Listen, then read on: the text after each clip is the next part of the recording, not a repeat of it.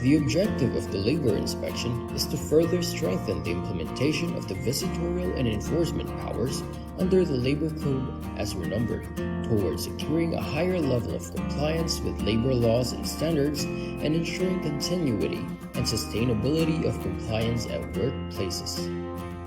For this purpose, the Department of Labor and Employment delegates this function to the regional offices with the issuance of a list of labor inspectors who are given the authority of conduct inspection, which covers all private establishments, including their branches and workplaces in the regions.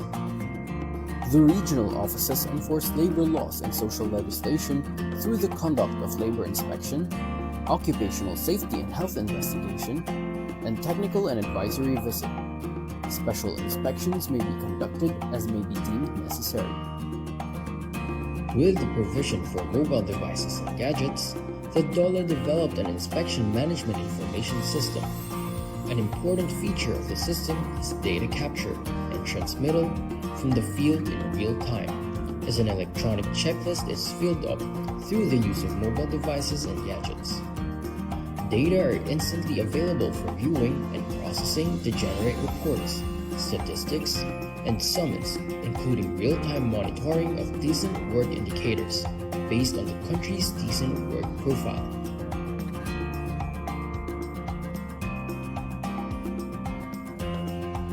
The TAV, or Technical and Advisory Visit, aims to provide assistance to the micro-establishments, or establishments that have 1 to 9 employees, to be sustainable, productive, and competitive. It also aims to transition our micro-establishments to the formal economy that is profitable, while also complying with our labor laws and occupational safety and health standards. There are different ways or modalities to avail TAV. First is the online method. Establishments can enroll in the self-paced technical and advisory modules through our learning management system. For establishments that opted to go with online, they must accomplish the modules within 1 month from the time they registered. Second is on-site. The DOLE regional, field, and provincial offices conduct on-site or face-to-face orientation for the technical and advisory services, wherein micro-establishments are invited to attend. Third is hybrid setup. Establishments can enroll in on-site sessions and attend virtual meetings or webinars using various online platforms like MS Teams, Viber, Skype, Zoom, or Google Meet.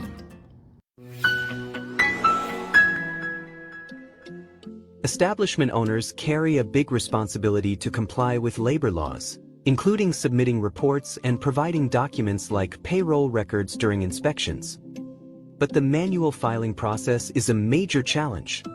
They need to spend time, money, and effort to fill out forms and deliver them to the DOLE office, often dealing with traffic and delays.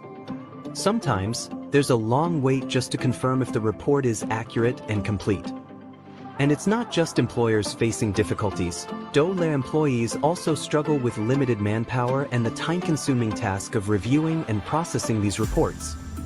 The time has come for change. What's required now is a more innovative, streamlined, and efficient process for handling compliance reports. One that will simplify life not just for businesses but also for DOLE employees. Welcome to the DOLE Online Compliance Portal, your all-in-one platform for seamless compliance submissions, designed to make compliance easier and more convenient for establishment owners. Telecommuting reports? Flexible work arrangement submissions? Reporting the 13th month pay? No problem. Even work accident or illness reports and the annual establishment report on wages, everything you need is now in one convenient portal. Plus, the DOLE Online Compliance Portal now includes the latest requirement for reporting movie and television shoots under Department Order 246, Series of 2024. All your compliance needs in one place, quick, secure, and hassle-free. With the DOLE Online Compliance Portal, registering your establishment is a breeze. Our automatic registration system ensures you are instantly compliant with OSH Standard Rule 1020. Once submitted, your certificate of registration is immediately available for download, saving you time and effort. If your establishment has been flagged for non-compliance during labor inspection, don't worry. Required documents can be submitted quickly and conveniently. And if you're missing certain policies, like a mental health program or OSH program, we've got you covered with downloadable templates. Submit these documents directly through the portal, where DOLE inspectors will review, provide feedback, and keep you on track for compliance. With admin access on the DOLE online compliance portal, the labor inspectors can easily review the submitted reports and documents from the establishments. If further verification is needed, they can schedule an online meeting through Google Meet, all within the portal. This streamlines compliance checks, saving time and making the process more efficient for everyone. It's a smarter, more efficient way to stay compliant and keep your business running smoothly. Welcome to a new era of compliance, simplified, fast, and effective with the DOLE online compliance portal.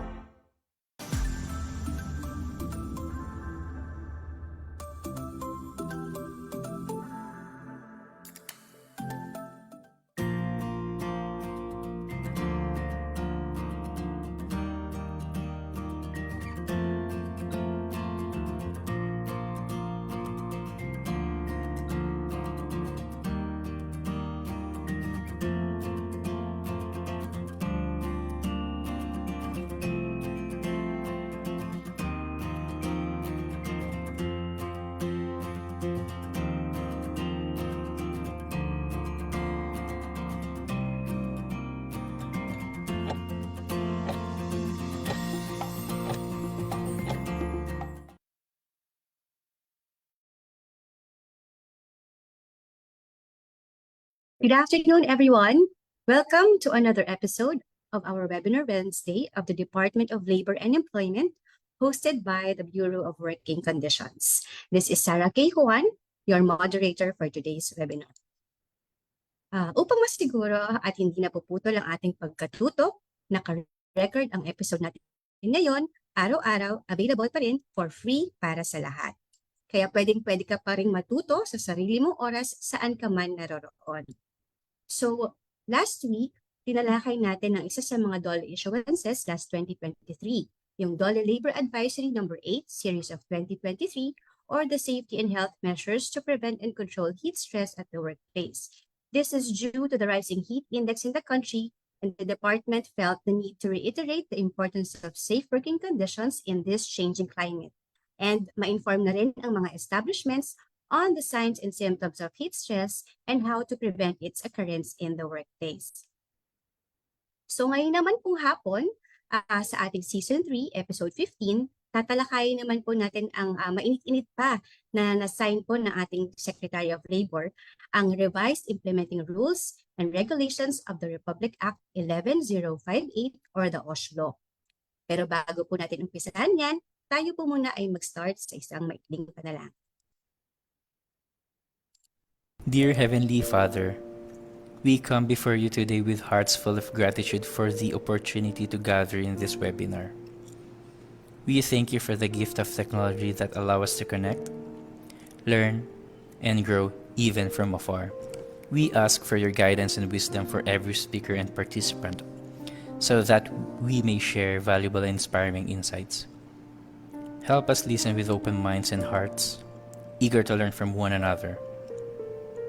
Grant us clarity of thought and expression, making our discussions meaningful and impactful. We pray that this session fosters understanding, collaboration, and the sharing of knowledge that benefits everyone. May your presence be felt in our midst, encouraging a spiritual of unity and respect. We trust in your divine wisdom to lead us through any challenges or difficulties we may face today. As we conclude this time together, may we carry forward the lessons we have learned with a renewed sense of purpose and dedication. In Jesus' name we pray. Amen.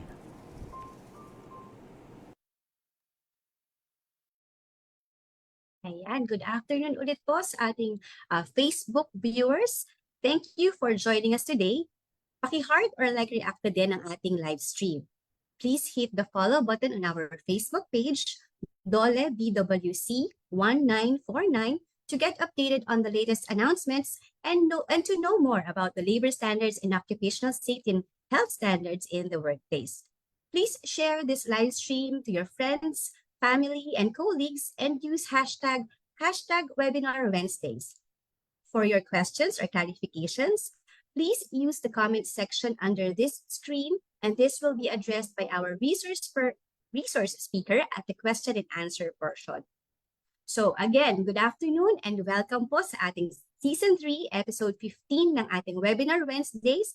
At ang topic natin ngayon ay tungkol sa Revised Implementing Rules and Regulations of the Republic Act 11058 or the OSH at ang ating DOLE Issuance Department Order number 252 Series of 2025. So ano daw po ba ang mga salient features ng revised IRR? Ang difference nila ng Department Order number 198, ano ang mga provisions, stability ng OSH requirements sa mga industries na ito.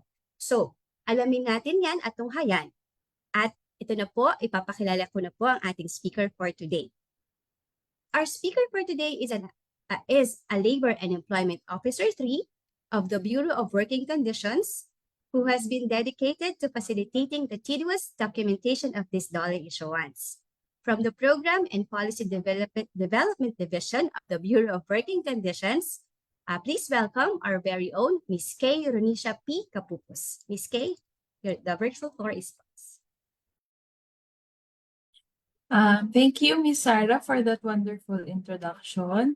I hope malinaw po yung aking audio on your end. So kindly send a like or a heart or a wow reaction if naririnig niyo po ako. So I think loud and clear naman po. Ang topic po natin this afternoon will be the Department Order number 252 Series of 2025 or the Revised Implementing Rules and Regulations of Republic Act number 11058. So, kung matatandaan niyo po yung ating Republic Act number 11058, ito po ay patungkol sa occupational safety and health standards para sa ating workplaces. Ito po ay pinirmahan noong May 17 ng ating Pangulo, May 17, 2018 ng ating Pangulo. At ito po ay naging effective, na-publish po siya sa Official Gazette noong August 18. So, una-una pong pinalabas, kaya po sinasabi natin na revised the implementing rules and regulations, yung ating Department Order number 252, dahil meron po siyang nauna na implementing rules and regulations. Ito po yung Department Order number 198 Series of 2018. Napirmahan po siya noong December 6, na-publish po siya noong January 9, 2019 at naging effective po siya noong January 24, 2019. Yung atin naman pong Department Order ngayon na Department Order number 252, pinirmahan po siya noong World Safety at Work Day noong April 28 and na-publish po siya sa Manila Times at Philippine Daily Inquirer noong May 1 at magiging effective na po siya sa May 16. So in preparation po sa effectivity ng ating department order, kaya nagkakandak po tayo ngayon ng series of information dissemination para sa kaalaman po ng public. So bakit po ba tayo nagkaroon ng review or bakit po ba natin binago yung dating department order? Kasi meron po tayong mga nakitang compliance gaps sa occupational safety and health sa workplace. Kabilang po dito is yung kulang daw po sa safety officers at first aider yung mga workplaces, wala rin daw po silang fire safety inspection certificate, hindi rin po nare-register yung kanilang establishment sa DOLE, at wala rin po silang OSH program. Kabilang din po nun, yung mga hindi po nakakapag-submit ng annual medical report, ng annual work accident or injury exposure data, or WAIR, and hindi po sila nakakapag-conduct ng safety and health training and promotion in the workplace, as well as submission of OSH report Kabilang din po sa mga nakita natin na common compliance gaps pagdating po sa OSH ay yung wala po silang policy on the prevention and control of HIV and AIDS, tuberculosis, and hepatitis B in the workplace. So, kaya po nagkaroon tayo ng review, medyo mahaba-haba po yung naging review natin. Nagsimula po tayo ng 2012 and natapos po siya just this year po yung noong April 10 kung saan inapprove po ng ating NTIPC yung ating draft. Ngayon po, ito po yung consultations na ginawa natin from 2023 to 2025 ay nagkaroon po tayo ng various TEC consultations. Yung TEC po ay Tripartite Executive Committee. So, kalahok po dyan yung mga labor and employer sector. Ganon din po sa IGC3 naman po, ito po yung tinatawag natin na Intergovernmental Coordination Committee Coordination. Ngayon po, ito po sa intergovernmental, tinatawag po natin siyang intergovernmental kasi po, iba't ibang sektor po ng gobyerno ang nakikilahok sa meetings na ito. Bale, nandiyan po yung Department of Energy and Natural Resources, DPWH, DA, DOT, Department of Trade and Industry, at marami pa pong iba. And also, binigay din po natin yung copy ng draft sa mga regional offices natin noong 2022 and ngayon 2025 para makapagbigay din po sila ng inputs kung ano yung peculiarities na meron yung kanilang bawat regions pagdating sa compliance sa occupational safety and health standards. So, after po ng mga consultation na ito, nagkaroon po tayo ng mga feedback from our stakeholders. Kasama po sa naging feedback nila is meron daw pong disconnect yung standard with the risk profile of the enterprises. Kaya nagiging issue po yung practicality nung pag-comply with the standards. Nagkaroon din po ng feedback as to the business cost since some of them ay nafe-feel po na mataas daw po yung cost para makapag-comply sila with our standards. And also, may limitation din po tayo pagdating sa facilities for first aiders and safety officers. Yun daw po yung kanilang naging challenges sa implementation ng kanilang OSH program. And also, yung department order po kasi natin previously, although all-encompassing po siya, but meron po siyang mga certain emerging work arrangements na hindi po na-include or hindi po nabigyan ng specification pagdating sa kung ano po yung standards na mag-a-apply sa kanila. Kaya naman po, ang key features ng ating revised IRR para ma-address po natin yung mga naging feedback ng ating stakeholders and also yung mga naging OSHS compliance gaps na nakita po natin.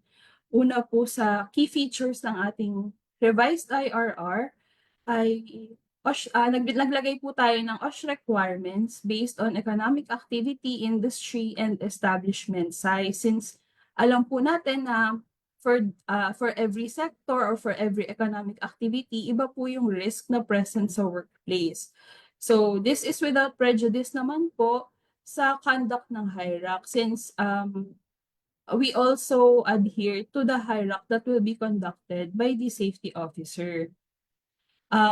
And also, we addressed OSH, occupational safety and health gaps for emerging work and employment arrangements. Naglagay na po tayo dito ng OSH requirements for residences that are being used as workplaces, for those who are operating as co-working spaces, and also for those in contracting arrangements.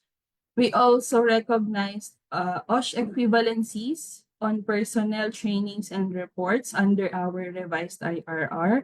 Mamaya po i-discuss natin siya in detail. And also, to encourage po yung ating establishments to comply with the requirements po for the occupational safety and health, we adopted a graduated penalties from straight imposition po. Di ba dati, isa lang po siya, 40, 50, 10, ganyan. Pero ngayon po, ang ginawa natin is graduate na po natin siya in according to the gravity of the offense. So, naglagay din po tayo ng parameters for the determination of willful violation.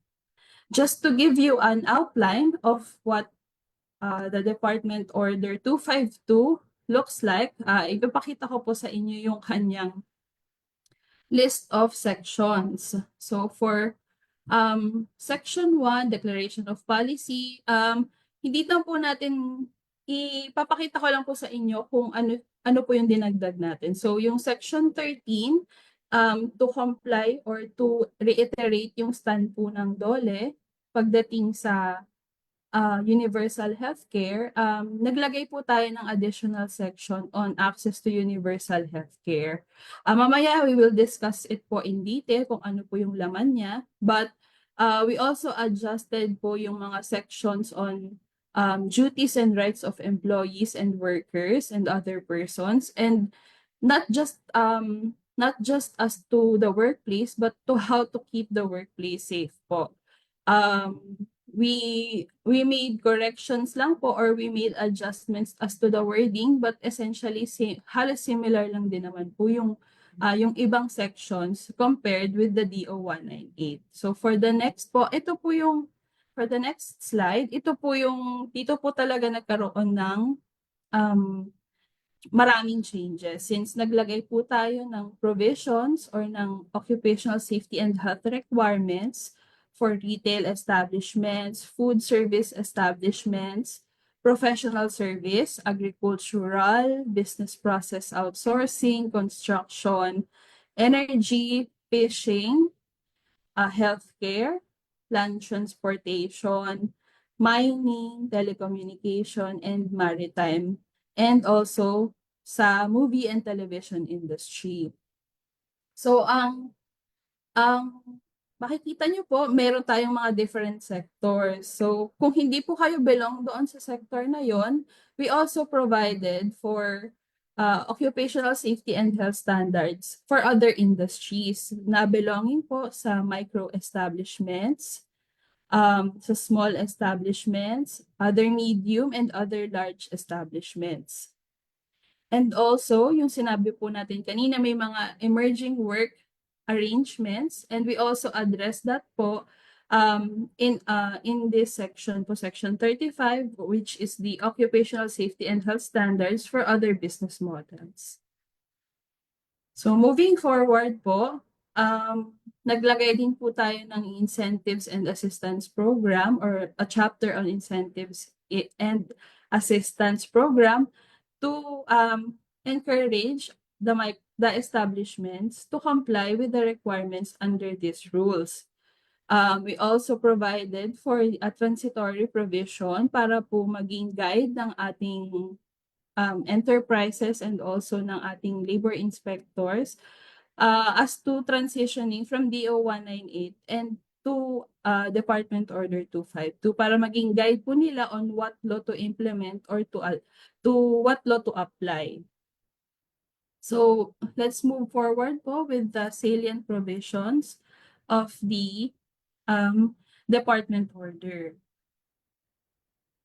So for the coverage po, almost similar lang din po siya, but we reiterated po na this Department Order shall also apply not just to various sectors, because given na po yan under ng ating under po ng first paragraph, but to also those engaged in contracting and subcontracting activities and government-owned or controlled corporations without an original charter. Next po, we adopted a definition for accident because hindi po siya previously defined sa DO 198, and kasama po siya sa mga parameters natin in establishing kung ano po yung penalties na mag-a-apply later on. Kaya sinama na po natin yung definition ng accident sa DO 252, which refers to an unplanned, unintended, unexpected, or unforeseen event arising out of or in the course of work which results in fatal or non-fatal injury, property damage, work stoppage or interference, or any combination thereof. We also expanded the definition of high-risk establishments, or kung ano po yung considered as high-risk establishments. We included po those activities such as stevedoring, dock work, and mechanized farming, Philippine registered ships or vessels engaged in domestic fishing, domestic shipping, or commercial fishing, those with high current and or voltage fast charging services for electric vehicles. Since nauuso po ngayon yung mga electric vehicles, so sinama na rin po natin siya. And we also provided or we clarified po yung definition ng part-time and full-time OH personnel.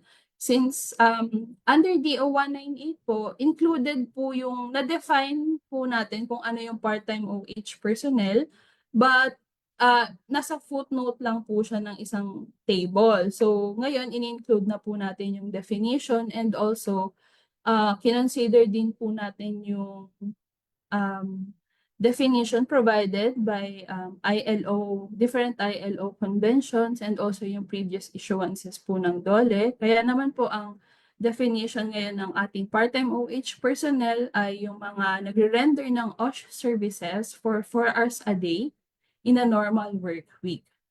At yung full-time naman po ay yung mga nagre-render ng OSH services for 8 hours a day in a normal work week. Hindi na po natin in-specify kung ilang araw, basta po in a normal work week. Kasi alam po natin na merong mga workplaces na 5 days lang, or 4 days lang, or 6 days lang. Depende po sa work arrangement na meron po sila.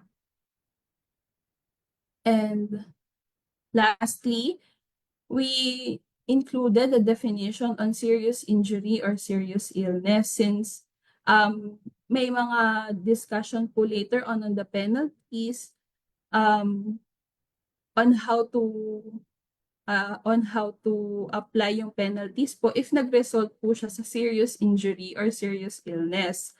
Kaya naman po ang definition ng ating serious injury or serious illness ay any work-related injury or illness that meets one or more of the following criteria. Nandyan po yung hospitalization for more than 24 hours, loss of any body part, dismemberment, disfigurement, anything that leads to permanent total disability or partial or temporary total disability. Ngayon po, nabanggit po natin kanina na we included the provision on access to universal healthcare. Yung provision po natin on access to universal healthcare, it imposes a burden on the employers to ensure po na ang kanilang mga employees ay nakaregister sa ating National Health Insurance Program, that the contributions of their employees are remitted and credited to PhilHealth. They shall also facilitate registration of their workers with a primary healthcare facility.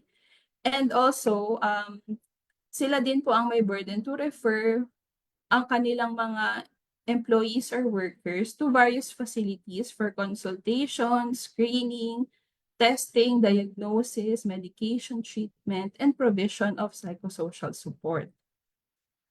This is in line din po with the previous labor advisories that were issued by Department of Labor and Employment. So ngayon po, we included yung functions and responsibilities of OSH personnel. So yung first aider po, ang function nila is to provide immediate treatment, maintain OSH programs, manage medical services and facilities. Safety officer, which is also an organic employee of the workplace or the establishment. They are tasked with the overall management and implementation of the OSH program. They shall assist our inspectors during inspections, also manage or prevent accidents in the workplace, issue work safety orders whenever necessary, and document OSH committee meetings. Ang nurse naman po, they are tasked with with administering health services, providing care to the employees, and also participate in health assessments. While the OH dentist naman po, they are tasked to provide dental care, maintain records, and for the OH physician, they shall oversee OSH programs, monitor work environments, conduct health checks, provide medical care, and also manage health records. So I would just like to clarify po that the first aider and safety officer are not one person. Since yung functions po kasi nila are different, and also to avoid confusion po in the performance of their duties, dapat po magkaibang tao po sila pagdating sa workplace. So for the next slide po, we provided this table to guide nyo po kung ano po yung basis ng OSH personnel nyo in the workplace. So kung whether ang basis po ba niya is on the total number of the workers, including po yung mga nasa alternate workplaces, or yung on-site lang po. For under DO 198, for the OSH personnel and OH facilities, ang kino-consider po niyan lagi is the total number of the workers, regardless po if they are in telecommuting arrangement or alternative work arrangement. Under DO 252, we clarified po na ang first aider, since ang function nga po nila is to provide immediate treatment whenever there are accidents or whenever meron pong employees na hindi po maganda ang pakiramdam. Kaya po, we clarified in the DO 252 na only ang basis po ng number ng first aider na present in the workplace should refer only to those who are on-site. And we retain po yung requirement ng DO 198 na total number, and also for other OH personnel such as yung nurse, dentist, and physician. Yung OH facilities naman po, we clarified na only yung on-site employees ang kailangan pong i-consider when establishing OH facilities. For our next slide po, one of the salient features of our department order is that we adopted equivalencies. What are these equivalencies po, kung matatanong nyo? Pagdating sa first aid training po in maritime in the fishing sector, wala po tayong na-mention na equivalent ng training na yan for our OSH personnel. So in this department order, we specifically mentioned po that STC Basic Safety Training Course for seafarers ay equivalent to first aid training for the maritime and the fishing industry. So ano po bang ibig sabihin yan? Kung halimbawa po ang establishment nyo ay nire-require na magkaroon ng first aider, kung meron po kayong worker or employee na merong STCW Basic Safety Training Course, compliant na po siya with the requirement of the first aider. Pero this applies lang po for those establishments in the maritime and fishing sector. And also, sinabi po natin dito sa Department Order 252 na marine protests submitted to the Philippine Coast Guard are equivalent to the WAIR and report on fatal accidents being required by DOLE. So kung halimbawa po, yung ating fishing, yung establishments natin in the fishing industry, nag-submit na po sila ng marine protest or marine report to the PCG, pwedeng yung same report na po yun, ang isubmit nila sa DOLE or equivalent na po siya ng WAIR and report on fatal accidents. Next equivalency po na meron tayo under the fishing industry is yung attendance to one-day MOSH training course and holder of the following certificates. Ano pong ibig sabihin nito? Bale, kung kayo po ay establishment na nasa fishing industry and required po kayo na magkaroon ng safety officer 2, kung meron kayong worker or employee na merong one-day MOSH training course and also has a certificate from Marina on basic safety training and ship security awareness training or ship security officer training, compliant na po kayo with the requirement of safety officer 2. For the next slide, under Department Order 252, we also adopted flexibilities on how establishments can comply with the provisions of this department order. So under DO 198, sinabi po natin na establishments may enter into a written contract with the hospital if yung hospital po is within 5 kilometer within the 5-kilometer radius of the workplace or within the 25-minute travel time.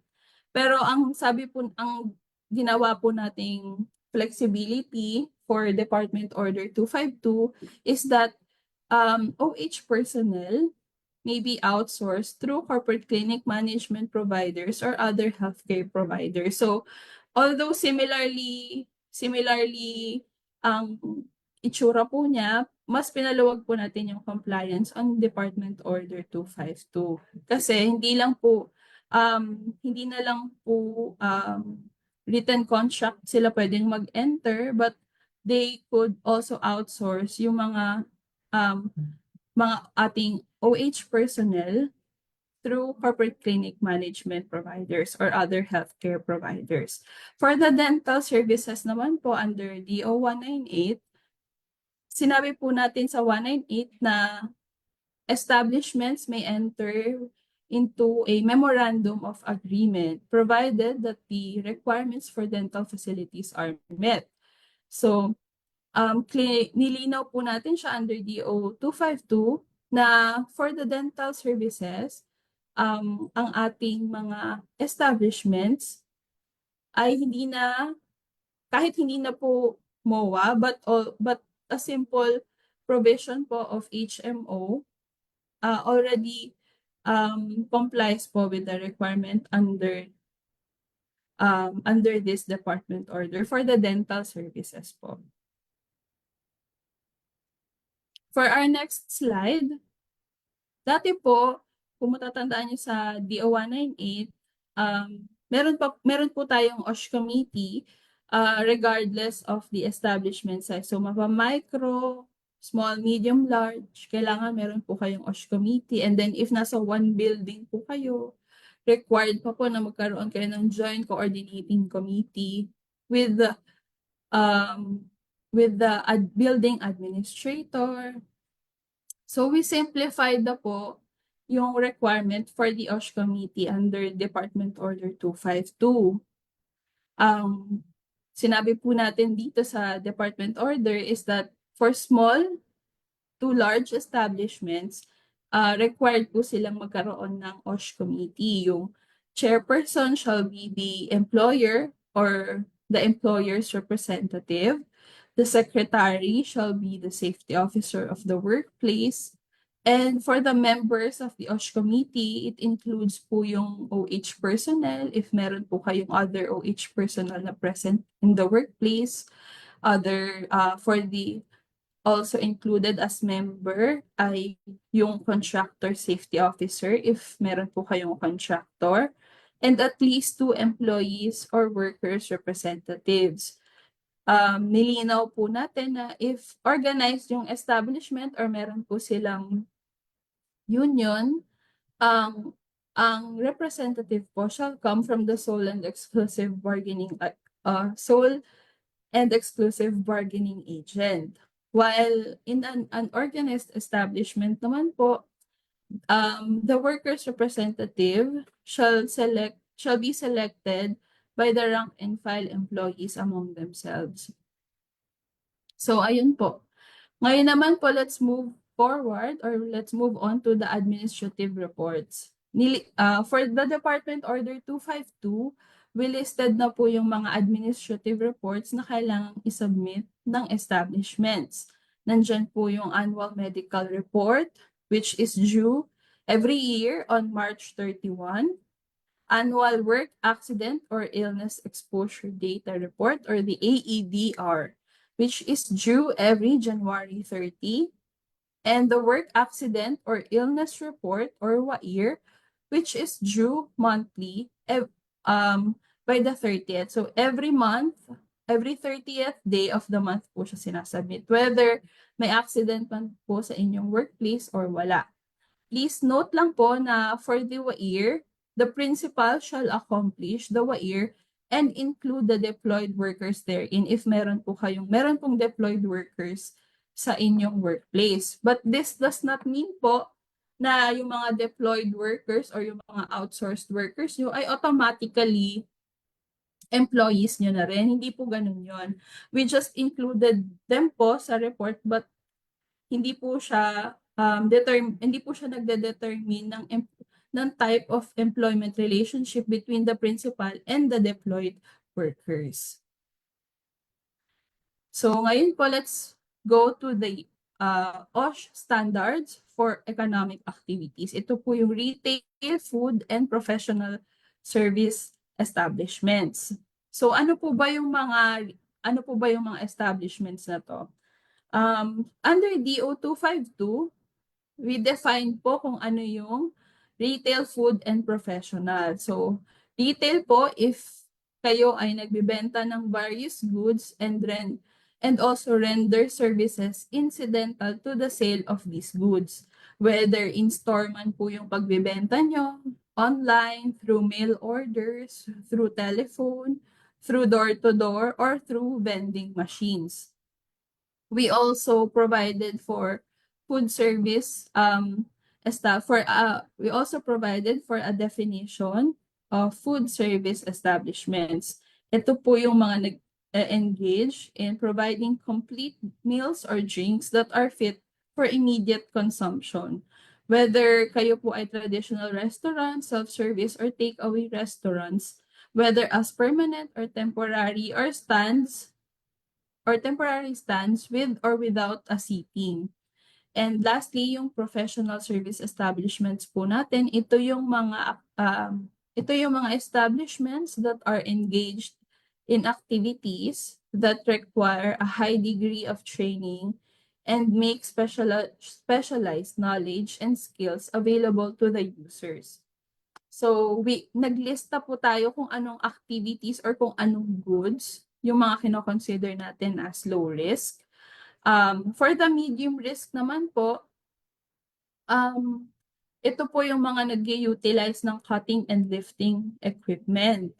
And for the high risk naman po, ito po yung mga minention natin under Section 3, Paragraph K of the Department Order 252 as workplaces or activities that are considered as high risk. Ito po yung construction, transportation, yung na-mention po natin kanina na in-expand po natin yung definition ng high risk like yung stevedore, yung Philippine registered vessels, Philippine registered domestic vessels, and other high-risk establishments po.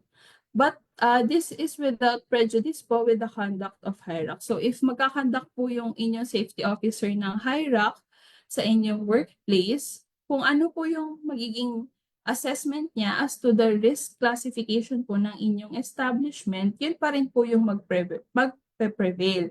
Ito naman po ay initial determination lang po.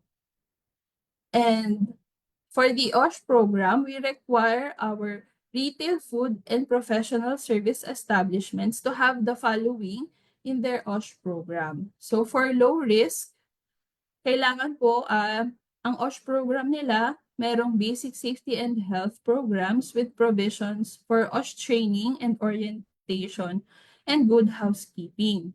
For those who are considered as medium risk establishments, they should have, on top po of the basic safety and health programs, they should also have measures in place that will mitigate the risk associated with the use of cutting or lifting equipments and other lifting equipment and other similar workplaces or activities. While those who are high risk establishments, on top po of the basic safety and health programs, they should also have in their OSH program measures that will mitigate the risk associated with fires, explosion, contamination, and other hazards that makes their workplace high risk. Okay po. For the OSH personnel of the retail, food, and professional establishments, for low and medium risk, employers shall undergo first aid orientation and complete our 4-hour safety orientation under the TAV module. So we no longer require them po to have a first aider or a safety officer. Just to clarify po, itong requirements po natin dito ay minimum requirements lang po. Kung halimbawa po ang inyong establishment ay kinakailangan pa rin po na mag-hire ng safety officer, kailangan nyo pa rin po ng safety officer in the workplace. But ito po is to provide po na for the minimum requirements lang po na kailangan nating i-comply in the workplace. So for high risk naman po na retail, food service, and professional service establishments, meron po silang number and category of OSH personnel na kailangang i-comply in the workplace. For the next slide, makikita po natin yung breakdown ng ating required na OSH personnel. So as the number rises po, mapapansin nyo na yung requirements natin for OSH personnel also increases. So kung kayo po ay 1 to 9, meron kayong 1 to 9 workers, 1 SO1 po ang required sa inyo. For those who have 10 to 50 workers, 1 first aider and 1 safety officer. For those who have 51 to 99, 1 first aider and 1 safety officer, and 2 part-time OH nurse. And it increases po as the number of your workers also increases.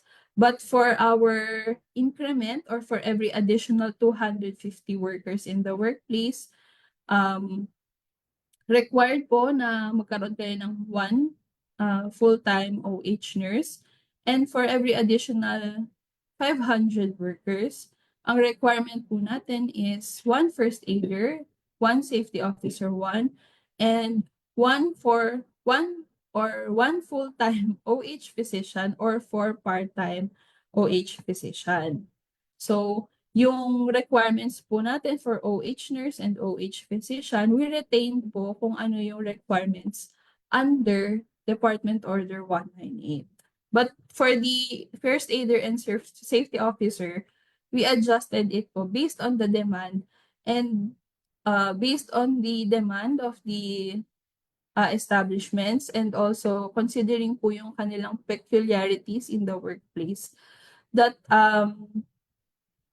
to be responsive po yung ating department order with the needs of these establishments. So for our OH facilities, ang requirement po natin for those who are low risk and medium risk ay first aid kit. So dapat po meron silang emergency first aid kit na present sa kanilang workplace. Kung ano po yung content ng ating first aid kit, mamaya ipapakita po natin sa inyo.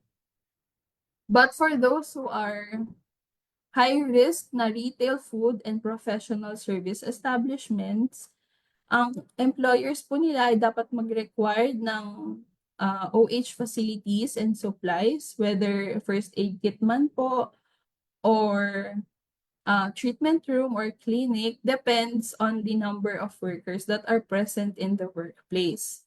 So, ito po yung ating breakdown ng OH facilities for those who are high risk. For 1 to 9, 1 first aid kit. For those who have 10 to 50 workers, 1 treatment room. 51 to 99, 1 clinic with 1 bed. For those who have 100 to 199 workers, 1 clinic with 2 beds. Same lang po yung requirements natin for those establishments with 200 to 500 workers. And ang increment po natin is that for every additional 500 workers in the workplace, establishment po may set up another treatment room or provide for an additional 1 clinic bed. The number of clinic beds po for those in 200 to 500, for those with 200 to 500 workers may be increased based on the demand of their establishment. Next is for the OSH standards for various sectors and industries. Included po dito yung agriculture, business processing, construction, energy, fishing, healthcare, land transportation, mining, telecommunication, maritime, and movie and television industries. So for the agriculture po, ang coverage po ng sector na ito is all agricultural and forestry operations. This includes those in the crop production, animal husbandry, and primary processing. But this excludes po those who are engaged in subsistence farming and industrial use of agri-products. Yung kanilang OSH program po, we mentioned in DO 252 that they should have specific safety measures on machinery, chemicals, biological, and physical. So, very unique po yung agricultural industry since exposed po sila sa various hazards and risks in the workplace. Nandyan po yung heat, which is physical hazard. Nandyan din po yung biological, since meron pong mga different insects na pwedeng mag-arise from the sa pagtatanim, or nandyan din po yung chemical since gumagamit din po sila ng pesticide. So we included po in the OSH program na dapat meron po silang specific safety measures to address those hazards and risks in the workplace. And also, we encourage them to have flexible work schedule to reduce heat exposure, and also emergency procedure for workers in need of urgent care since ang farmland po ay malawak, so we require them to have emergency procedures in case po magkaroon ng emergencies. Yung kanilang OSH personnel requirement, ito po, as the number of workers in the workplace arises, ganun din po yung ating requirement for OSH personnel. So, for every increment, same lang din po with the previous sectors or economic activity, but we increased po yung requirement for safety officer 1 from 1 safety officer 1 to 1 safety officer 2. So, hindi na po natin iisa-isahin to save time. But for the OH facilities, halos same lang din po with those OH facilities requirement under retail, food service, and professional service industries. And also, we require po yung ating establishments in the agricultural industry to have an additional welfare facility such as wash areas or portable toilets since malawak nga po yung farmlands and we want them to have access po sa toilets as much as possible and also changing areas, meal and rest spaces po. For those in the business process outsourcing, ang coverage po ng section na ito is yung workers who are workplaces, employees, and operations under the IT BPM industry or Information Technology and Business Process Management. Yung OSH program po ng ating establishments under BPOs or establishments in BPO industry ay kailangan po yung kanilang OSH program ay based on workforce size and area of the premises. It should address key risks such as risk on ergonomics, fatigue, mental health, and it should define clear work hour boundaries for work-life balance. For the OSH personnel requirements under the business process outsourcing sector, for 1 to 9, 1 SO1 po. For those establishments with 10 to 50 workers, 1 first aider and 1 safety officer 2.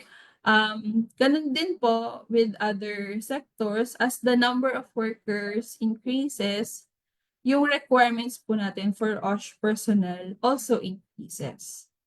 So for our next slide, for the OH facilities requirement under the business process outsourcing, halos same lang din po as the number of workers increases. Ganun din po yung requirement natin for the OH facilities. So I suggest po, ito pong na-table natin dito ay for your guidance lang po. But we also suggest po to have our clients and our establishments to also read yung contents po ng ating department order.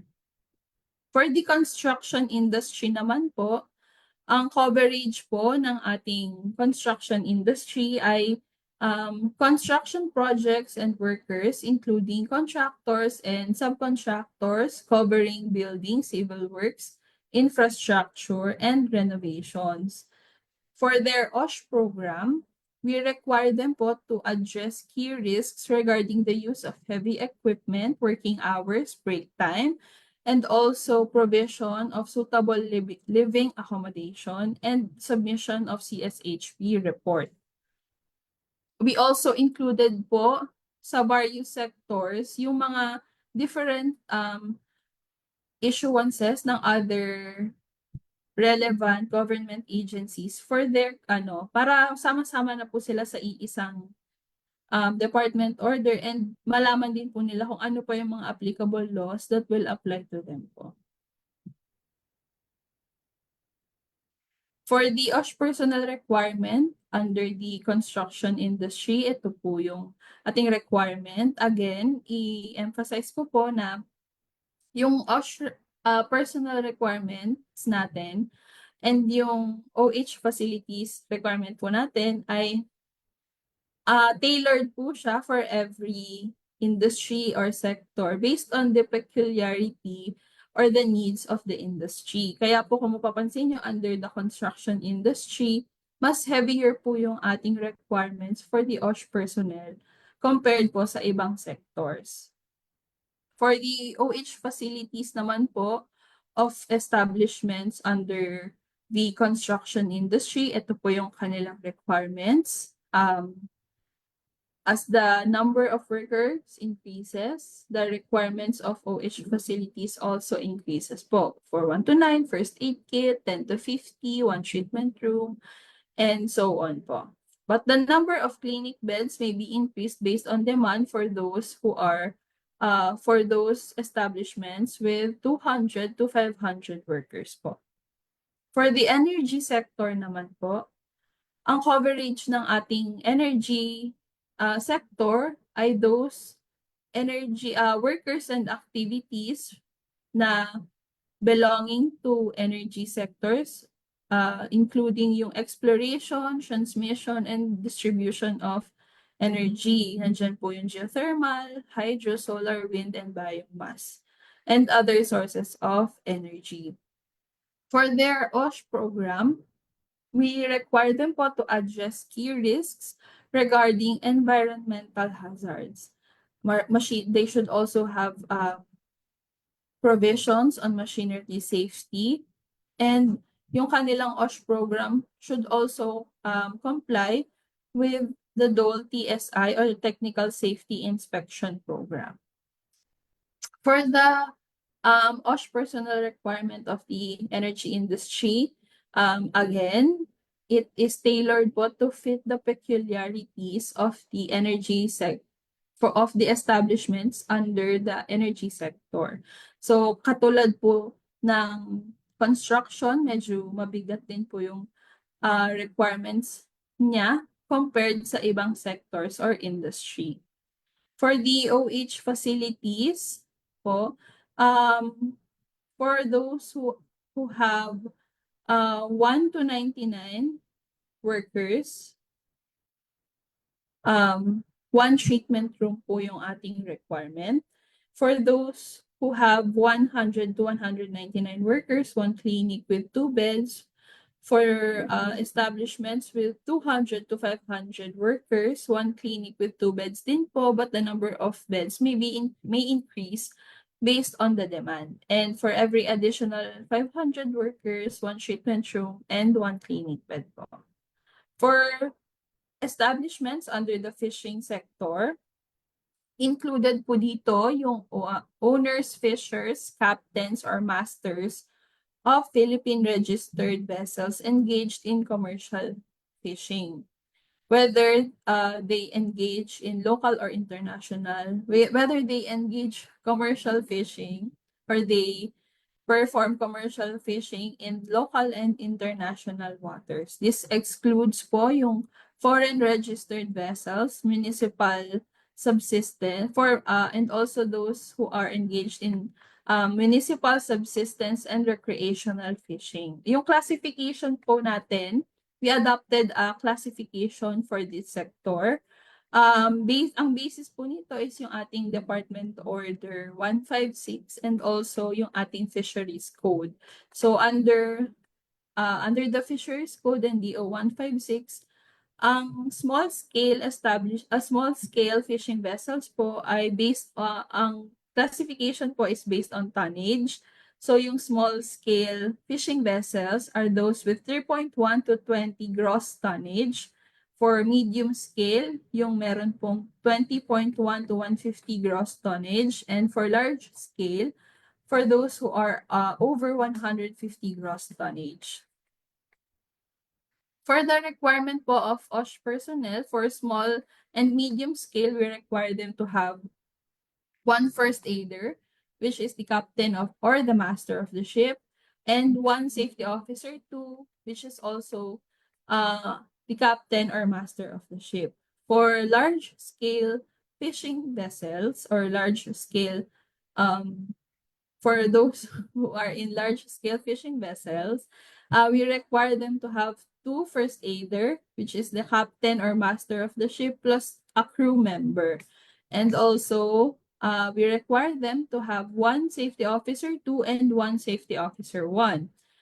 As we mentioned earlier po, meron tayong mga inadopt na OSH training equivalency, such as for the first aider, we acknowledge po yung STCW required first aid medical training on board. This includes po yung SOLAS or yung ating safety training for life at sea. And also, yung safety officer po, if meron po kayong 1-day MOSH training and certificates from Marina on basic safety training and seafarers with designated security duties, with ship security awareness training or ship security officer training, considered na po siya as equivalent niya yung ating safety officer 2 training. For the OH facilities on board that we require po for the fishing industry, kailangan po meron silang first aid kit, meron silang shower facilities, medical supplies, food and water, sleeping quarters, and also they should have facilities for sanitation. For large-scale vessels, they should have dedicated medical equipment, and for those fishing vessels po, for small, medium, and large fishing vessels, we require them to have an available emergency transport facility to the hospital. So, upon arrival at port, dapat po meron silang mga emergency transport measures to transport their workers to the nearest hospital. So, for the OSH committee, for the chairperson, it shall be the captain or the master of the ship. While for the secretary is the crew that is the safety officer. And for the members, there should be at least 2 fishers. This OSH committee requirement po applies only for establishments or those fishing vessels with 10 or more workers. And as we mentioned earlier, yung admin reports po, yung sinasubmit na marine protests ng ating fishing vessels is considered as submission na rin po with DOLWA-IR and report on fatal accidents, which they must submit within 5 days of the occurrence of the accident po. For the healthcare industry, this includes po yung ating mga health personnel, volunteers, and trainees in the private healthcare establishments. While we also mentioned in this department order po na Labor Advisory Number 1, Series of 2021 shall serve as the OSH standards framework for medical and dental clinics and laboratories with less than 10 workers.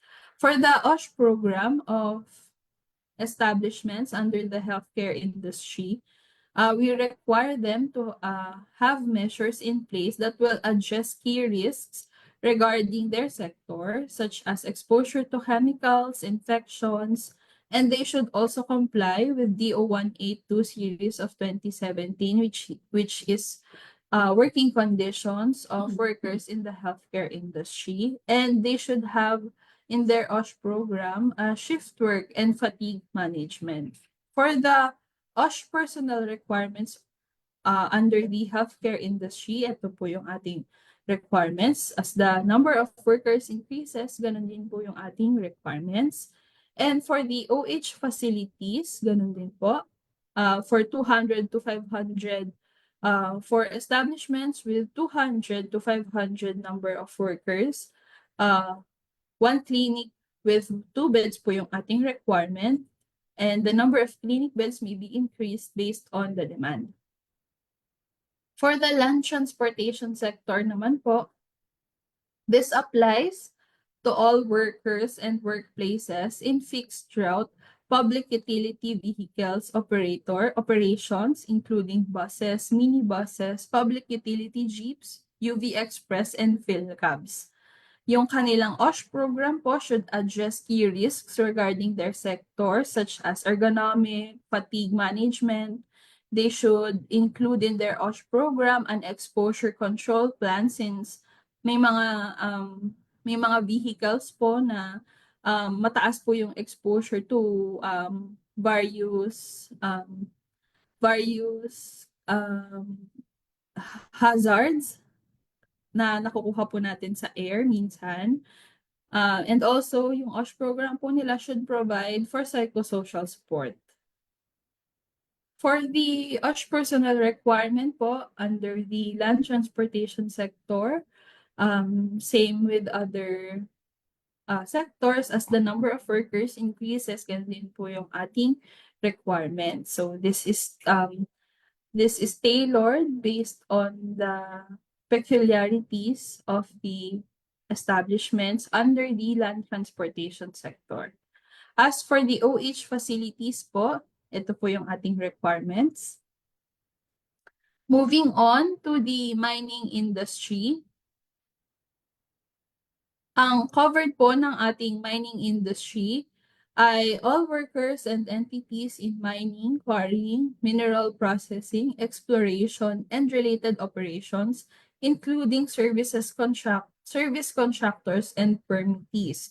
Their OSH program should address key risks such as hazards in confined spaces and explosion safety, since ang mining po ay may two categories, whether underground or surface mining. So we should address that risk for those who are underground, and also installation of appropriate road, traffic signs, and escape ramps. The OSH program should also contain certification on heavy equipment operators skills. For the OSH personal requirement under the mining industry, for 1 to 25, for those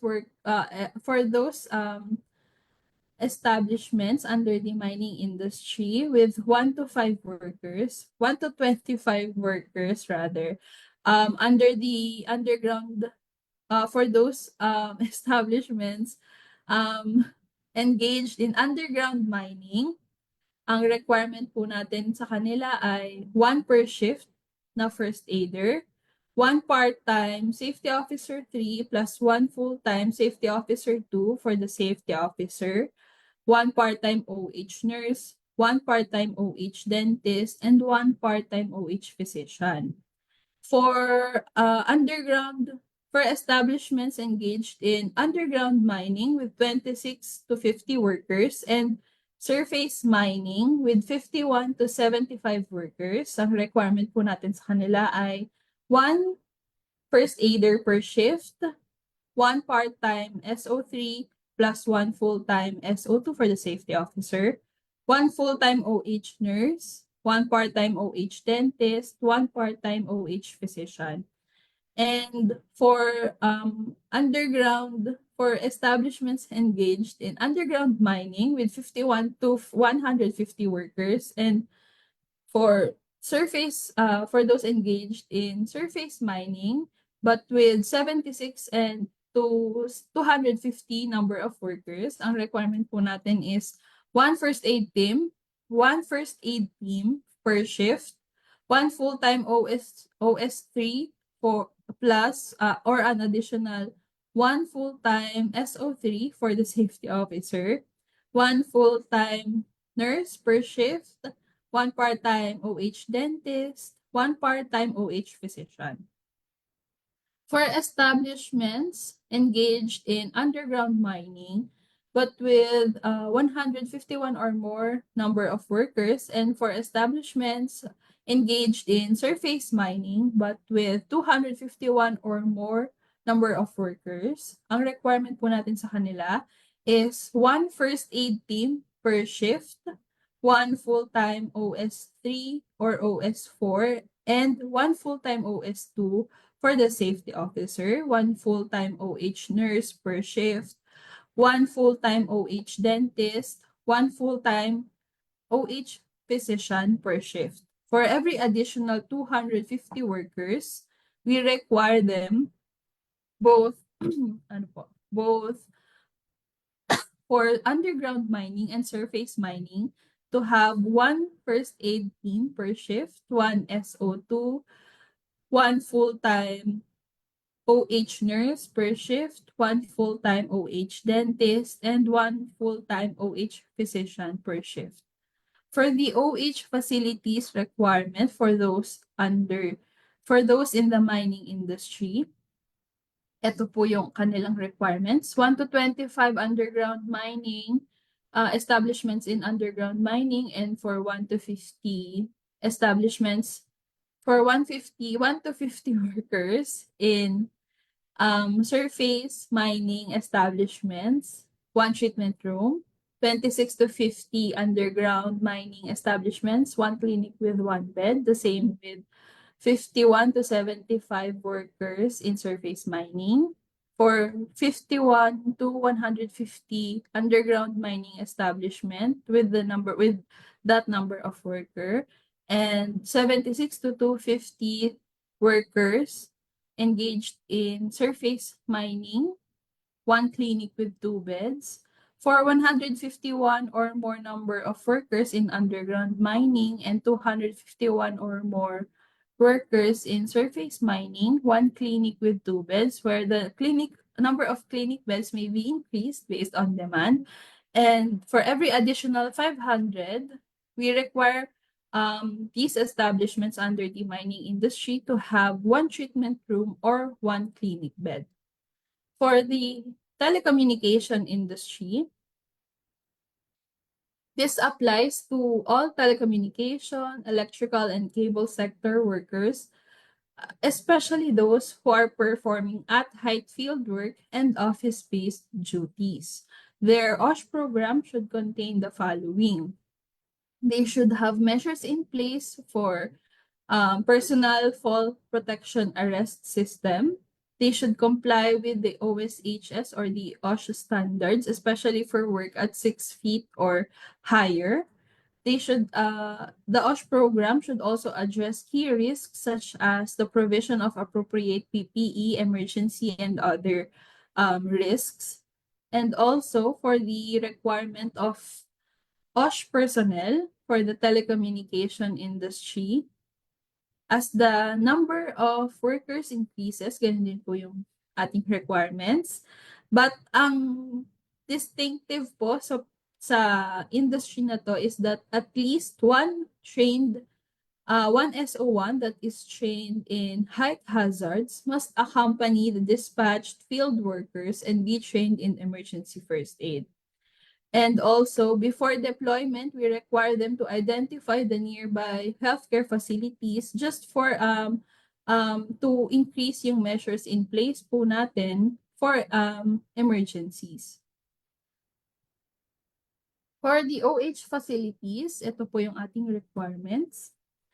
Now, moving on po sa ating maritime and movie and television industry.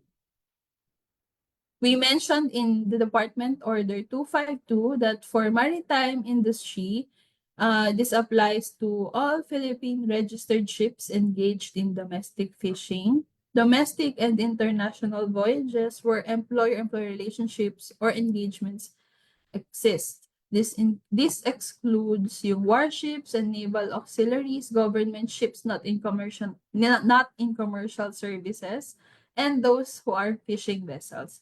So they shall comply with the requirements under Department Order number 132 and its subsequent relevant issuances.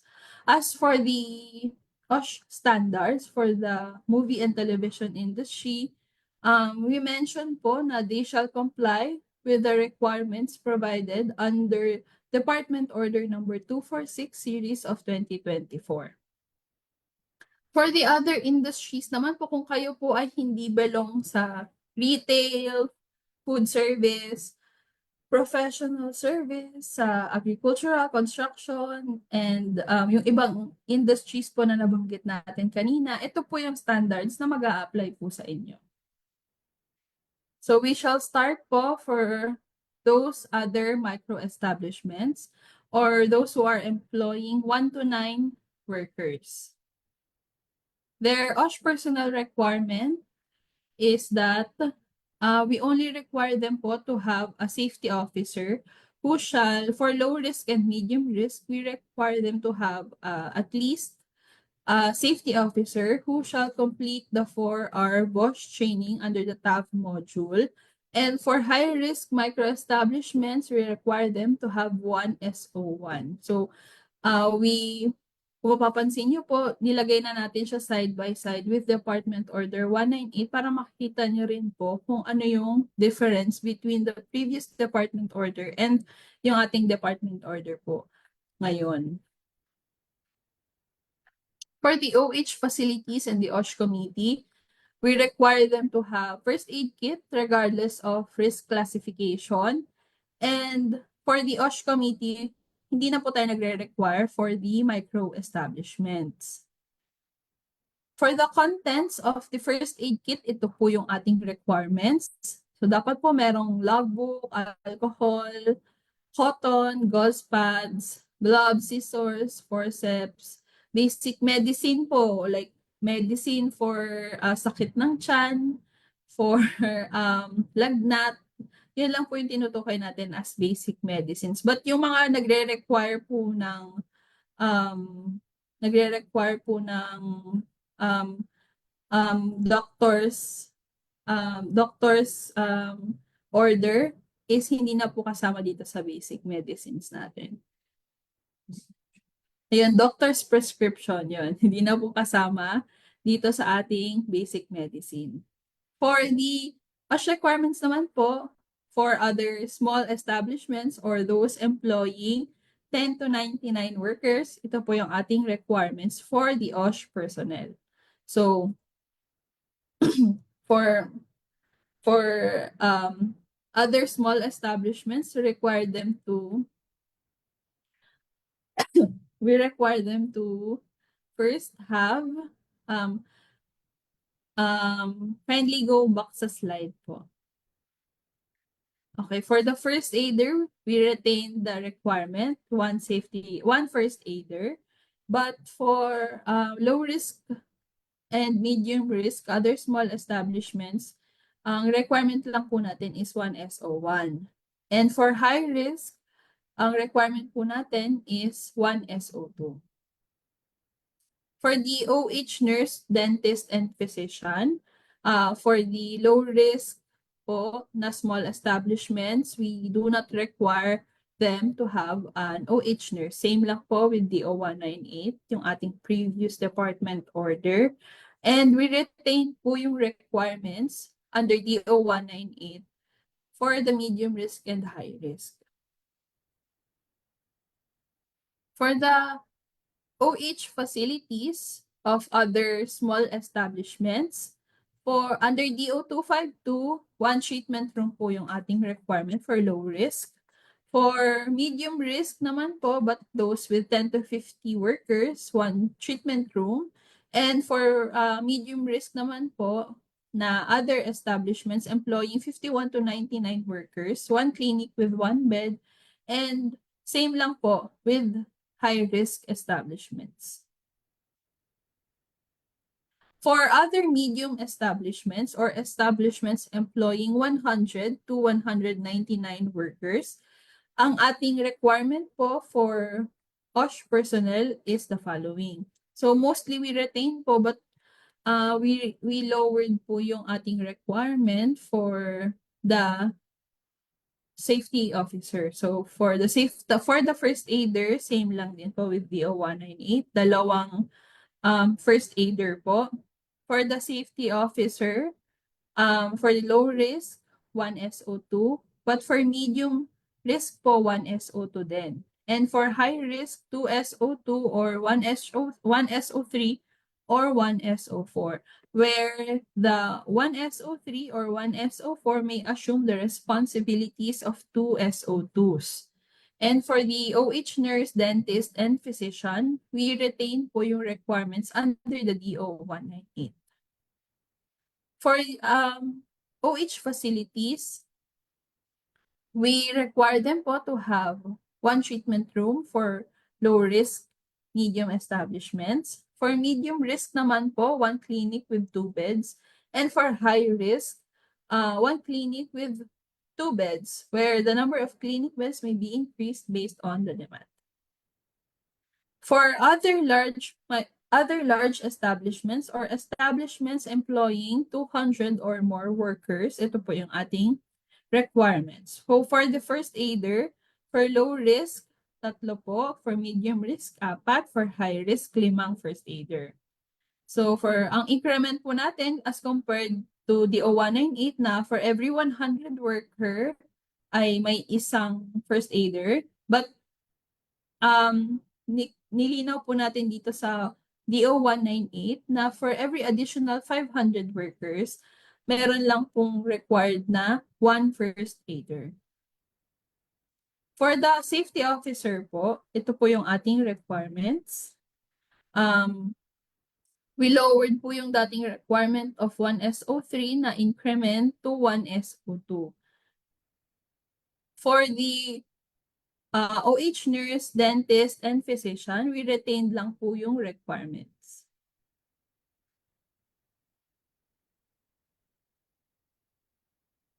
For the OH facilities po of other large establishments, ito po yung ating requirement. So for ang increment na po natin ngayon is that for every additional 500 workers, meron po tayong 1 treatment room or 1 clinic bed.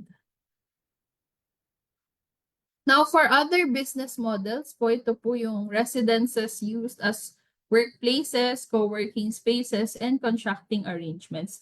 We acknowledge po that many residences now are being utilized as workplaces. So, dahil po meron pa ring employment relationship, even though yung establishment po ay residence siya, we still exercise po yung powers ni DOLE to implement these requirements to ensure po yung safety ng ating workers in the workplace. Since may mga balita po, di ba, na natatanggap tayo na may mga residences na ginagawang kung saan may mga ginagawang manufacturing sites, and then nagkakos siya ng accidents or ng fire. So, dahil ayaw naman po nating mangyari yon, we implemented po the following requirements. So, for residences used as workplaces, depende po sa number, depende po sa kanilang economic activity, sector, or industry, and total number of workers, kung ano yung mag-a-apply na OSH requirement sa kanila. So, kung halimbawa po yung halimbawa po, residence siya, pero sari-sari store, and then may empleyado ka na dalawa, considered ka as retail establishment under our previous sector, section 17.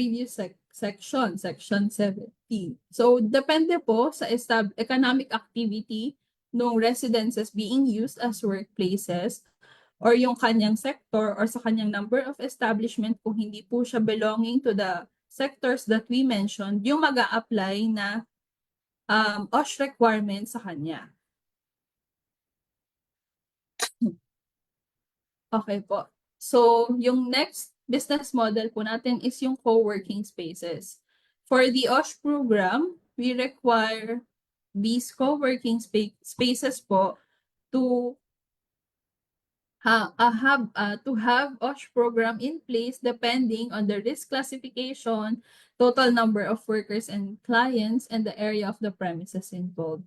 While yung OSH personnel naman po, ang burden ay nasa co-working space owner to provide OSH personnel that will ensure po yung safety ng mga clients or employees na nasa site po niya. And yung ganun din po for the OH facilities, the burden is on the co-working space owner to provide the required OH facilities depending po on the number of workers and also of the risk classification po ng co-working spaces. While for the OSH committee, this is required po to have for small to large co-working space establishments. The chairperson shall be the co-working space owner, and the members are the designated safety officer and the workers' representatives. For those in contracting arrangements po, we require them to have their own OSH program, but they shall also ensure that their workers will follow the OSH policies of the principal where they are deployed. So if meron po silang deployed workers, yung workers po nila dapat nagka-comply din with the OSH program of the principal kung saan po sila deployed. For the OSH personnel, we require po our contractors and subcontractors to provide a supervisor to act as safety officer and first aider for each deployment. However po, if ang deployed number of workers ay 9 or fewer, then the principal shall assume responsibility for these workers, and no need na po for the contractors to provide a safety officer or a first aider. For the OH facilities, the principal has the burden, or they must include the deployed workers in the counting of employees na yung counting ng employees para malaman po kung ano yung OH facilities na ipoprovide para sa kanilang workers. And the contractor is also required to at least provide first aid kit para sa kanilang mga deployed workers.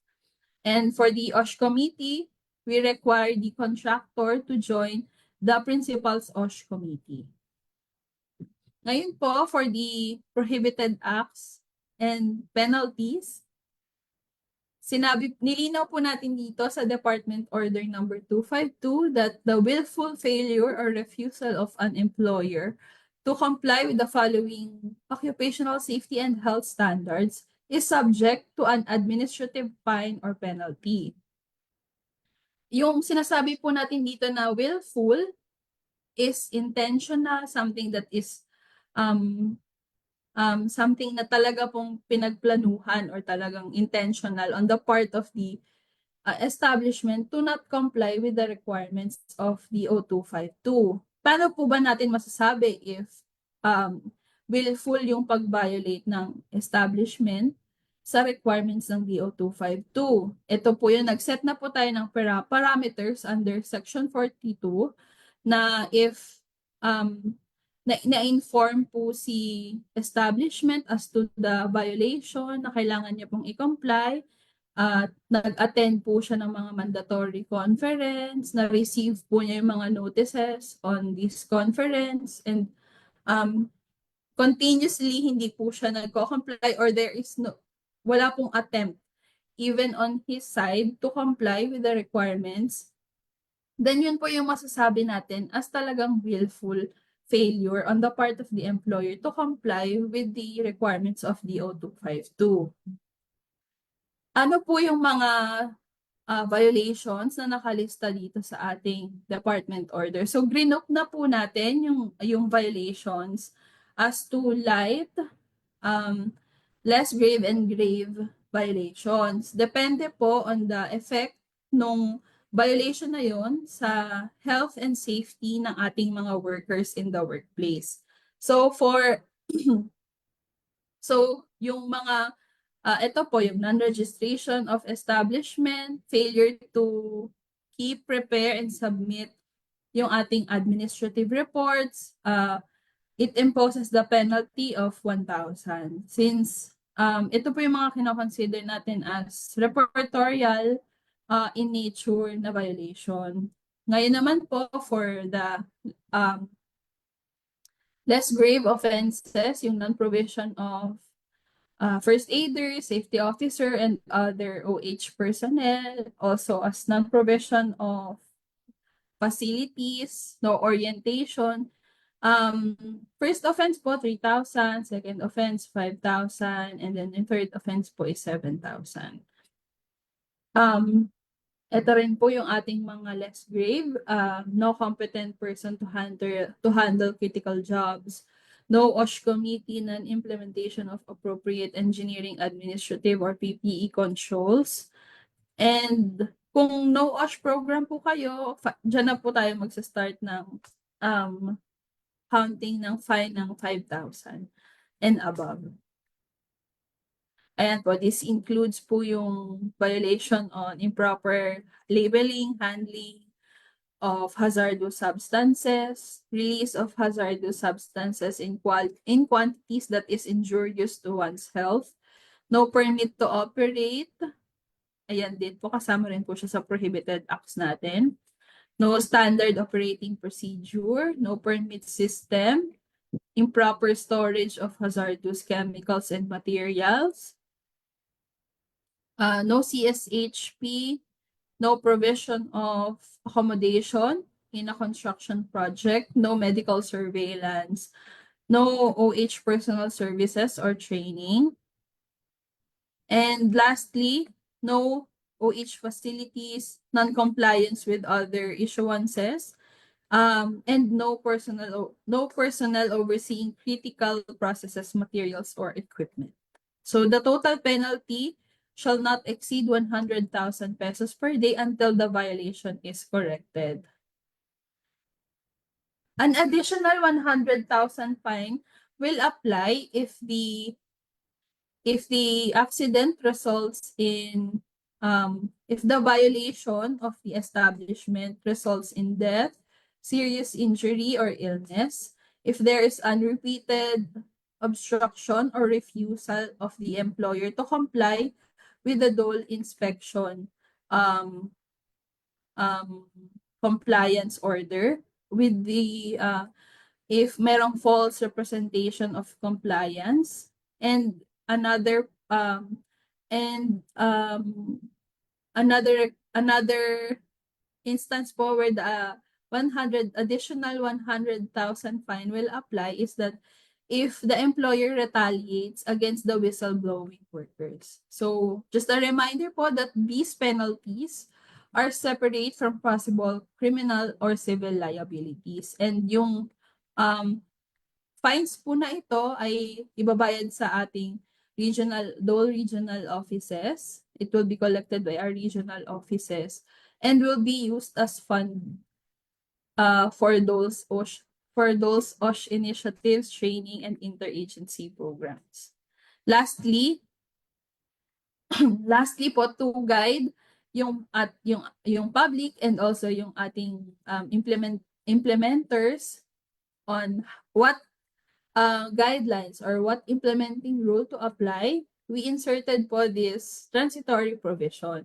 So the DO 252 shall apply to all labor standards inspections and proceedings, including all pending labor standard cases. While the DO 198 po shall continue to govern all final and executory orders and resolutions issued prior to the effectivity of DO 252. So kung upon effectivity po ng DO 252, which is on May 16, is hindi pa po final and executory yung case or yung sabihin natin yung isang case po, ang mag-govern po sa kanya is yung DO 252. But for proceedings that have already reached finality, ang mag-govern na po sa kanya is yung provisions po ng ating previous department order, which is Department Order number 198. So that's all po for our presentation. If may concerns po kayo or may questions po kayo regarding this presentation, you may insert your questions in our comment section, and also you may contact us through our Dole hotline. That's all po. Thank you. Ayan. Thank you, Ms. Kay, sa sobrang comprehensive na presentation ng bagong Department Order 252 Series of 2025. So before we proceed to our question and answer portion, mag-ano muna tayo, no? 1 minute bio break or water break para lang po mabigyan ng, dahil sa sobrang haba, no, ng ating DO, at para ma-ensure natin na mabigyan talaga kayo ng tamang kaalaman, bigyan lang po natin ng konting time, 1 minute break po, si Ms. Kay for her water break. So habang nag-water break si Ms. Kay, would like to thank you, our Facebook viewers po, no, sa pagpa-participate po. Maraming questions ang ating nare-receive ngayon. However, if ever na meron po kaming mga hindi pa masagot na questions on this session, we will make sure na we will respond to your queries, kasama po ang ating social media team ng Bureau of Working Conditions. So again, are we ready na, Ms. Kay?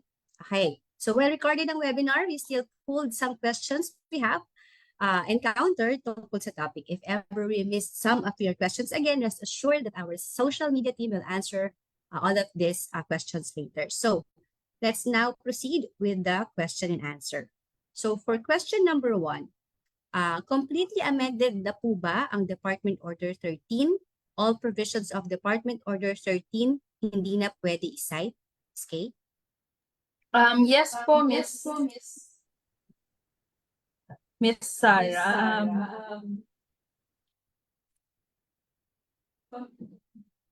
All right. So yes po, completely amended na po yung ating DO 13. Bale, ang controlling law na po with regard to construction is yung provisions po ng ating Department Order 252. So since complete amendment po yung nangyari, ang isa-cite na po natin when it comes to construction is yung provisions po ng DO 252 and no longer applies na po yung Department Order number 13. Right. Thank you po, Miss Kay, for that clarification. Question number 2. Bakit po kapag SO1 and 501 and above na po ang workers, nawala na ang DENS?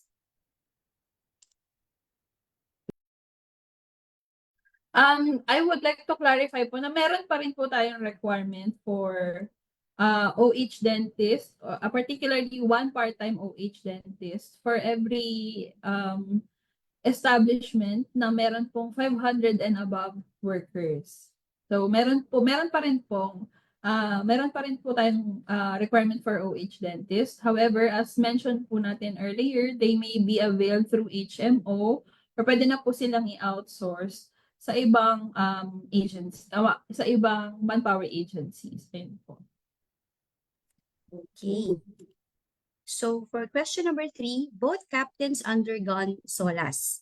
Enough na ba yung safety officers and first aider kapag nakapag-conduct daw ng SOLAS yung both captains? Is it an equivalency siguro to, Miss Kay?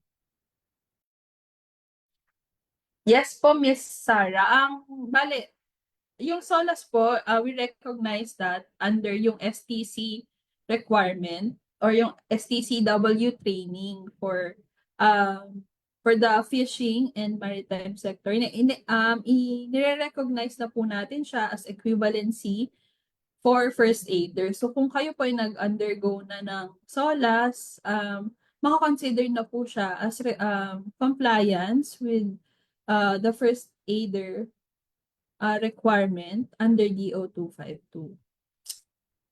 Yan yung mga special natin na provisions, no, para sa equivalencies and para pag-comply ng madali yung mga ating workers from the maritime industry.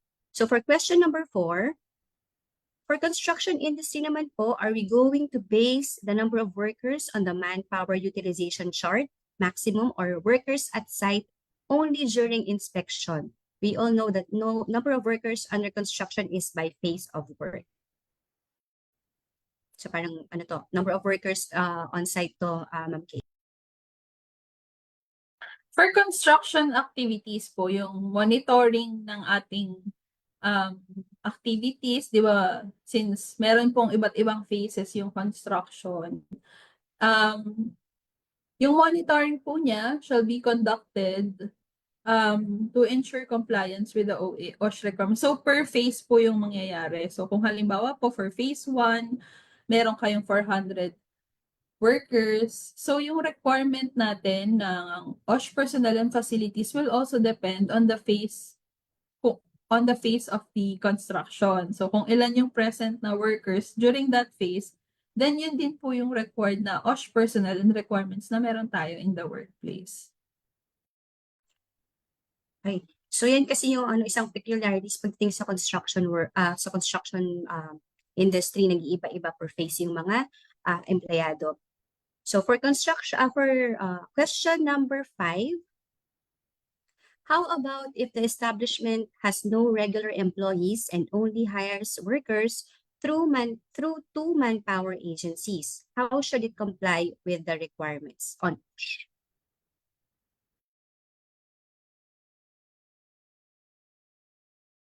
Okay. For this kind of establishment, kung nag-hire lang po kayo ng workers through manpower agency. So nag-outsource lang po kayo ng workers, Bale, minention po natin dito sa department order na yung OSH requirements po natin will also depend on the total number of workers in the workplace. Kasama na po doon yung mga deployed workers ng manpower agency. So kung kayo po ay magsiset ng OSH personnel and facilities, ang basis po natin in establishing those ay yung number of workers nyo and yung number ng workers of the deployed number of workers that were deployed in your workplace. So kasama po siya. sa determination of the appropriate number and category of OSH personnel and facilities na dapat po ay meron kayo sa inyong workplace. Okay, thank you, ma'am. For our question number 6, based on section 14, paragraph B, can we be assigned as a project or company first leader if we had training? Can we also be assigned as a timekeeper or warehouseman since these are generally aligned with our skill set? So parang siguro designated first aider at the same time timekeeper sila, Ma'am Kay. Ang requirement po natin for first aider under Department Order number 252 is that for first aiders, kailangan po sila ay merong training and also designated sila by the employer. So ang definition po natin for first aider is any person trained and certified by the PRC or an organization authorized by the sole and duly by the Secretary of Labor and duly designated by the employer to administer first aid in the workplace. So ang requirement po natin is first, dapat meron po kayong training. Kung meron po kayong training, okay po yun. Bale, additional to the training, dapat po kayo ay designated din as first aider by your employer. So, yung dalawang yun lang po yung inire-require natin for first aider. Dapat po kayo ay may training and designated by your employer. Kung nakakomply po kayo dun sa dalawa nating requirement, then pwede po kayong maging first aider ng inyong company. Thank you, ma'am. I would like emphasize lang natin, Ma'am Kina, yung training na sinasabi natin is authorized, no, and recognized by the Department of Labor and Employment. So for our next question, ayan, can you elaborate po, SO may perform additional tasks as long as this aligns with their skills, education, training, and certification. Meaning po ba ay pwede na mag-slash ang mga SO like SO/engineer, SO/FA, and so on and so forth. So parang yung mga madaming designation siya, Ma'am Kay. Are we allowing this, ma'am? Parang Sinabi po natin na yes po, they may also perform additional task, basta po yung kanilang task ay aligned with their roles. Kung halimbawa po kayo ay safety officer, yung other tasks po na pwedeng ma-assign sa inyo, pwedeng hindi po nakalista doon sa functions ng ating safety officers, but closely related po siya dapat sa mga functions ng safety officers. Like halimbawa po is yung pagbibigay ng, hindi po natin nilista doon, but also function po ng safety officer is to provide training or yung 8-hour mandatory training sa mga newly hired natin na workers. So yun po yung sinasabi natin na may perform additional tasks as long as they are aligned with their skills. So i-emphasize ko lang din po, although nabanggit ko rin po siya kanina na yung first aider, safety officer, nurse, dentist, and physician, they have different and distinct function. So to avoid yung confusion po kung anong function yung kanilang ipo-perform, maganda po or nire-require po natin mandatorily na magkaroon po sila ng iba't ibang tao for the different kinds of OSH personnel in the workplace. So kung may safety officer po sila, safety officer functions po yung ipo-perform niya. And then ibang tao na po yung first aider, ibang tao na rin po yung OH nurse, dentist, and physician natin. Pero yung sa engineer na safety officer, pwede naman po yun. May mga engineers naman po tayo na safety officer. Basta yung OSH personnel po natin, iba-iba lang po sila ng functions and responsibilities in the workplace. So dapat iba-ibang tao rin po sila. Ayan. So para rin ma-maximize talaga yung kung ano yung expected dun sa ating mga OSH personnel, magandang different functions and roles talaga ang kanilang assignments. So do we have 8 questions? Question number 8 pala. For the PPE, who are the recognized testing partners being referred to in accordance with their standards and or other verification methods? Parang mga ano to ma'am, yung testing centers yung sa Occupational Safety and Health ng mga PPEs po. Ms. Kay. Meron po tayong mga testing partners. Ang particularly yung Occupational Safety and Health Centers who also does testing po on PPE. Kabilang po dyan yung, I think yung sa DOST, am I right, Ma'am Sarah? Yung sa DOST po ba yun? Or sa DTI na meron silang testing on PPE. So, we mentioned here po na other recognized testing partners ay meron ding capacity to test PPE. So, yun lang po yun. And additional din, Ms. Kay, na meron tayo sa Occupational Safety and Health Center, yung attached agency natin sa DOLE, na nag-test din sila ng mga PPEs. And they accredit din po yung mga testing organizations for PPEs. So that would be our last question for this today's webinar. So again, thank you for sending your questions and active participation to our webinar Wednesday. Thank you, Ms. Kay, for sharing the information about the revised implementing rules and regulations of the Republic Act 11058 or the Oslo or the DOLE Department Order number 252 series of 2025. So if you have further questions about this webinar or the Department Order 252 series of 2025, you may contact us through our website, email, ask@bwc.dole.gov.ph or call our DOLE hotline 1349.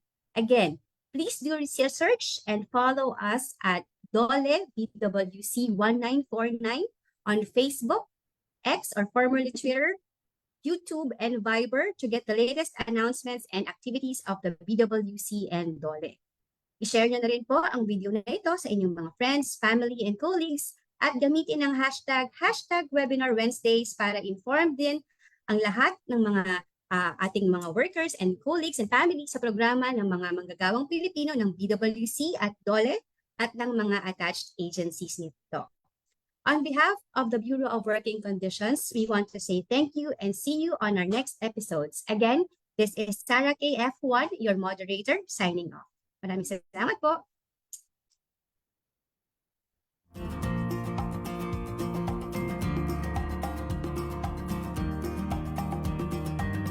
Para sa mga katanungan at karagdagang impormasyon, maaari po tayong tumawag sa DOLE Hotline 1349 o sumuni sa mga DOLE Regional Field Office na nakakasakop sa inyong lugar paggawa.